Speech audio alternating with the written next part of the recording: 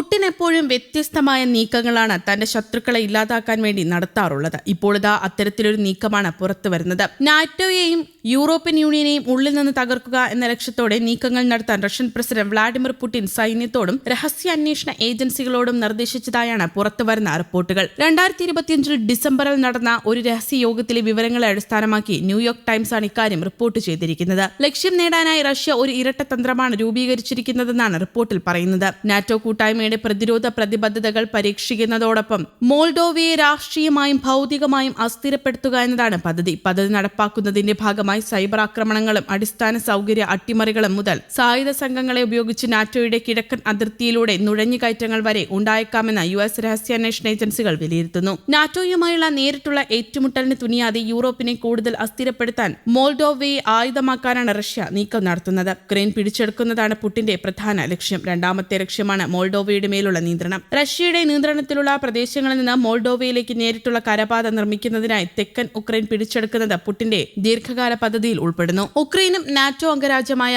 റൊമാനിയയ്ക്കും ഇടയിൽ സ്ഥിതി ചെയ്യുന്ന 24 ലക്ഷം ജനസംഖ്യയുള്ള ചെറിയ രാജ്യമാണ് മോൾഡോവ. മോൾഡോവയ്ക്കുള്ളിലെ വിഘടനവാദി പ്രദേശമായ ട്രാൻസ്നിസ്ട്രിയയിൽ ദശാബ്ദങ്ങളായി റഷ്യൻ സൈന്യം നിലയുറപ്പിച്ചിട്ടുണ്ട്. ഈ സാന്നിധ്യം തലസ്ഥാനമായ ചിസിനാവിലേക്ക് വളരെ എളുപ്പത്തിൽ ആക്രമണം നടത്താൻ റഷ്യയെ സഹായിക്കും. ഇതിനെ എളുപ്പമാക്കാനാണ് ഉക്രൈന്റെ തെക്കൻ ഭാഗങ്ങൾ പിടിച്ചെടുക്കാനുള്ള പദ്ധതി റഷ്യ തയ്യാറാക്കുന്നത് എന്നാണ് റിപ്പോർട്ടുകൾ സൂചിപ്പിക്കുന്നത്. ഉക്രൈന്റെ തെക്കു പടിഞ്ഞാറൻ അതിർത്തിയോട് ചേർന്നാണ് മോൾഡോവ സ്ഥിതി ചെയ്യുന്നത്. മോൾഡോവയിൽ നിയന്ത്രണം ലഭിച്ചാൽ ഉക്രൈന്റെ തന്ത്രപ്രധാന തുറമുഖമായ ഒഡസയെ പുറകിലൂടെ ആക്രമിക്കാനും വളയാനും റഷ്യയ്ക്ക് എളുപ്പമാകും. നാറ്റോ അംഗരാജ്യമായ റൊമാനിയയുമായി അതിർത്തി പങ്കിടുന്ന രാജ്യമാണ് മോൾഡോവ. റഷ്യ അവിടെ സ്വാധീനമുറപ്പിച്ചാൽ നാറ്റോയുടെ കിഴക്കൻ അതിർത്തിയിലേക്ക് നേരിട്ട് സൈനിക സാന്നിധ്യം വർദ്ധിപ്പിക്കാനും കഴിയും. അതേസമയം റഷ്യയുടെ ഷാഡോ ഫ്ലീറ്റ് എന്ന് വിശേഷിപ്പിക്കപ്പെടുന്ന ഉപരോധങ്ങൾ മറികടന്ന റഷ്യൻ എണ്ണയും മറ്റ് ചരക്കുകളും കൊണ്ടുപോകുന്ന കപ്പലുകൾക്കെതിരെ യൂറോപ്യൻ യൂണിയൻ നടപടികൾ കർശനമാക്കിയതിന് പിന്നാലെ ശക്തമായ മുന്നറിയിപ്പ് പുടിൻ പുറപ്പെടുവിച്ചിരുന്നു. റഷ്യൻ വ്യാപാര കപ്പലുകളോ എണ്ണക്കപ്പലുകളോ പിടിച്ചെടുക്കാൻ യൂറോപ്യൻ രാജ്യങ്ങൾ ശ്രമിച്ചാൽ റഷ്യയും അതേ നാണയത്തിൽ തിരിച്ചടിക്കുമെന്നാണ് യൂറോപ്പിന് പുടിൻ നൽകിയ മറുപടി. പിടിച്ചെടുക്കുന്ന കപ്പലുകളിലെ ചരക്കുകൾ വിൽക്കാൻ അനുമതി നൽകുന്നത് ഉൾപ്പെടെയുള്ള പുതിയ ഉപരോധ നടപടികൾ യൂറോപ്യൻ യൂണിയൻ അംഗീകരിച്ചിരുന്നു. ഇതിനെ കടൽക്കൊള്ളയും മോഷണവും എന്നാണ് പുടിൻ പറഞ്ഞത്. റഷ്യൻ കപ്പലുകൾക്കെതിരായ ഇത്തരം നടപടികൾ അന്താരാഷ്ട്ര സമുദ്ര നിയമങ്ങളുടെ ലംഘനമാണെന്നും റഷ്യയുടെ താൽപര്യങ്ങൾ ഹനിക്കപ്പെടുന്നിടത്തെല്ലാം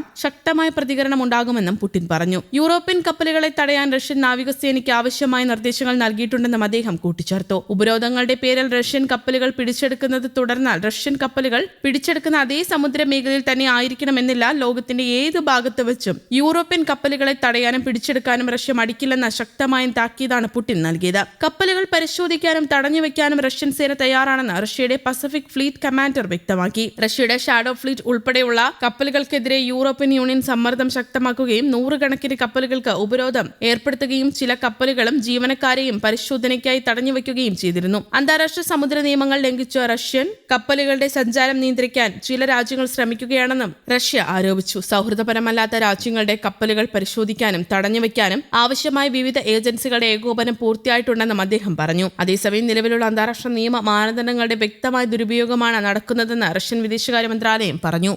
ന്യൂസ് ഡെസ്ക് കേരള കൗമുദി.